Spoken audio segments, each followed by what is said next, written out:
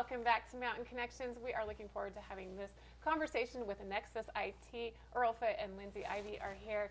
They always have time to check in with us and give us some great tech tips. And today is Health and Wellness Thursday, so they're going to talk about a very important topic of corporate culture. So thanks, both of you, for being here. Thank you for having us. Yeah. It's our pleasure. Yeah, it's nice to have you here on a Thursday to kind of bring in this health and wellness aspect, which is so important no matter what industry you're participating in.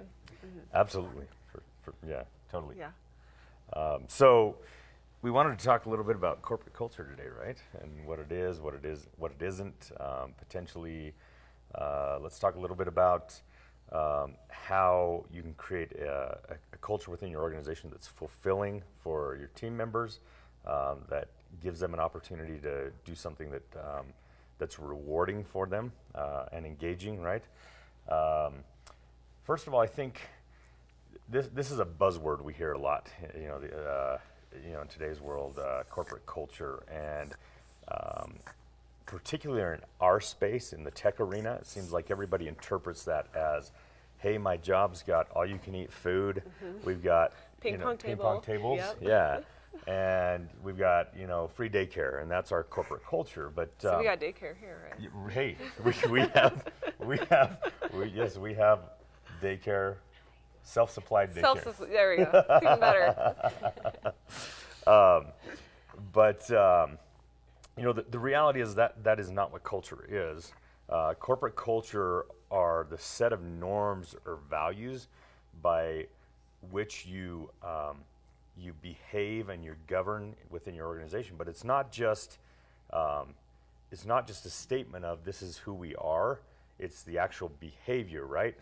Have you adopted those norms that you say are what you value within your organization?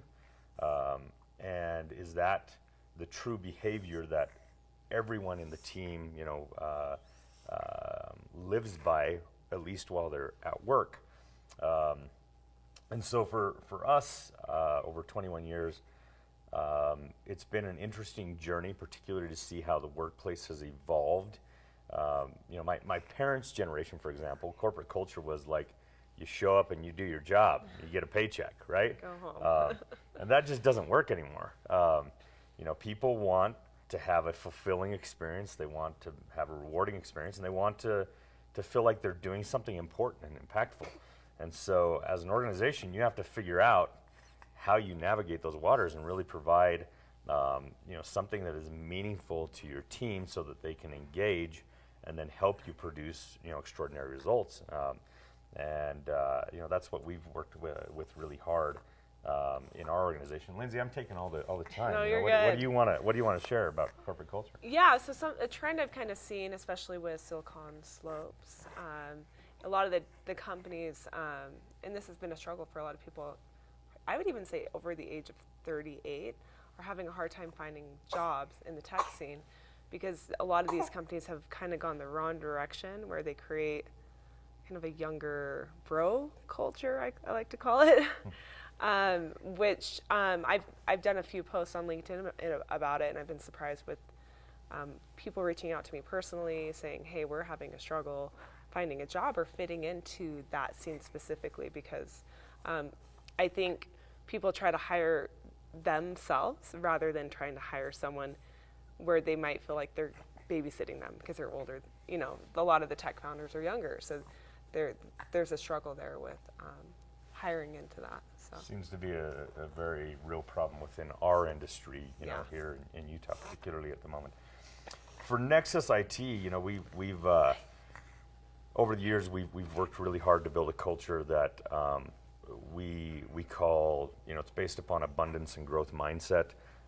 It's a culture that produces positive results for our clients, for our team members, and for the organization as a whole. And overall, we try to provide people with something really engaging and meaningful to do day in and day out, and then give them a career trajectory, right? A path that they can follow and ways to advance that include personal and professional development. And then, even if that means that at some point they advance out of our organization, that's okay, right? Because we are abundance-minded, and it's okay if they find a different career path. we have really great relationships with a lot of our former employees, that we stay in touch with, even just to, grab a coffee and say hi, right? And so this is a very interesting world to navigate now, our current workspace, and how you can create a culture within your organization that gets your team to want to engage, and be part of your organization, and really push and pull along with you to produce the results that you want, for your organization and for your clientele. So. You both make such good points, but where do you start? Whether you're a leader in a business, a manager, or you're an employee, how can you do your part, and what can you do to help improve corporate culture? Very good question. So, to be frank, I mean, when we first started, this wasn't even something we were thinking about, right? Because it's really, I get that, larger corporations have been talking about and working on implementing corporate culture for, 40 years or so. But it's really something that's evolved over the last 10 or 15 years. And so for myself, as a leader, I think one of the things I really had to figure out was, how do I infuse who I am as an individual outside the office into this organization? How do I infuse my values of making a positive impact and being abundance-minded and consistently working on my own personal and professional growth? How do I take all that and make it part of the culture within the organization? And then, I think the latter part of your question is simply, you have to live it. You have to be the example. You can't state, these are our core values, these are our norms, and this is what we live by, and then live something completely different and expect your team to live that, right? You have to live it.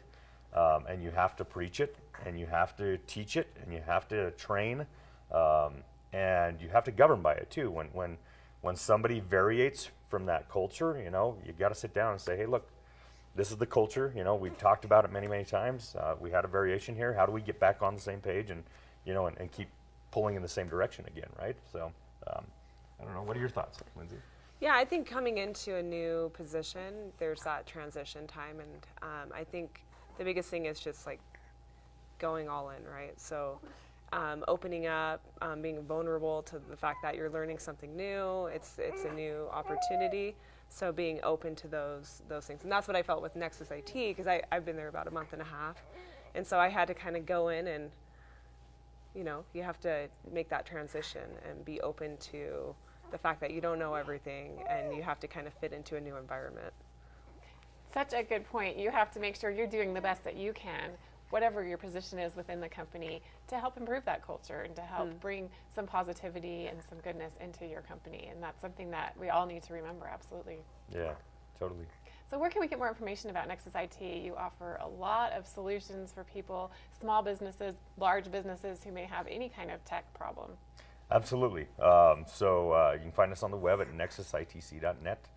Locally in Park City at 435-487-9099. Perfect. Well, thank you so much, Earl, Lindsey, and of course Sky for coming snorting her way through TV. I do think this is a great topic to focus on, and it's perfect for health and wellness to really think about your environment and how you can make it better. So thank you. Okay. Thank you so much. All right, check out Nexus IT. They will bring you all the solutions you need for any kind of tech problem you have. Also great to hear their input and their ideas to help improve corporate culture. We have more coming up right after this. Stay tuned.